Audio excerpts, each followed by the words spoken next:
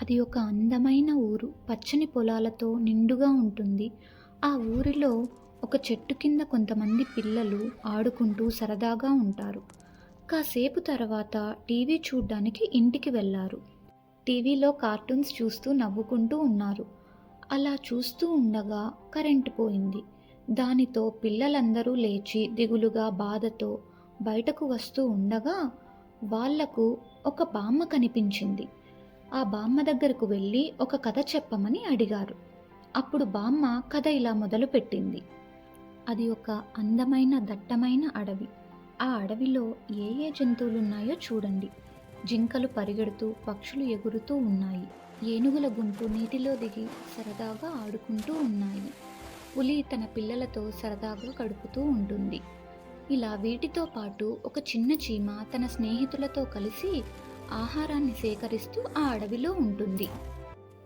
అలా చీమ ఒకసారి నది దగ్గరికి వెళ్తూ ఉండగా పొరపాటున కాలు జారి నీళ్ళల్లో పడిపోయింది.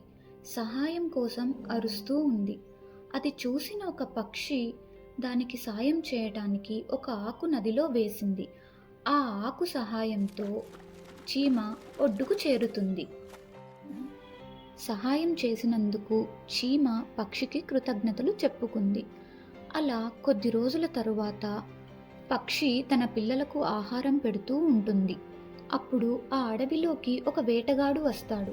అతను జంతువులను వేటాడుతూ ఉండగా చెట్టుపైన ఉన్న ఒక పక్షిని చూస్తాడు. దానిని చంపడానికి చూస్తూ ఉండగా చీమ ఆ వేటగాడిని చేతిని కుడుతుంది. అప్పుడు బాణం గురి తప్పి నీళ్ళల్లో పడిపోతుంది. అప్పుడు పక్షి తన పిల్లలను తీసుకుని ఎగిరిపోతుంది. అది చూసిన చీమ సంతోషపడుతూ తన స్నేహితుల దగ్గరకు వెళ్ళిపోతుంది. తరువాత ఆ పక్షి వేరే చెట్టు పైన ఒక గూడు కట్టుకుని తన పిల్లలతో సంతోషంగా ఉంటుంది. ఈ కథలో మనం తెలుసుకున్న నీతి ఏమిటంటే, ఒకరు ఆపదలో ఉన్నప్పుడు మనం సహాయం చేస్తే, మనం ఆపదలో ఉన్నప్పుడు వేరొకరు సహాయం చేస్తారు. పిల్లలు, అలాగే మీరు కూడా ఒకరు ఆపదలో ఉన్నప్పుడు సహాయం చేయండి. ఇలాంటి ఇంకొన్ని మంచి నీతి కథల కోసం మా ఛానల్ను సబ్స్క్రైబ్ చేసుకోండి.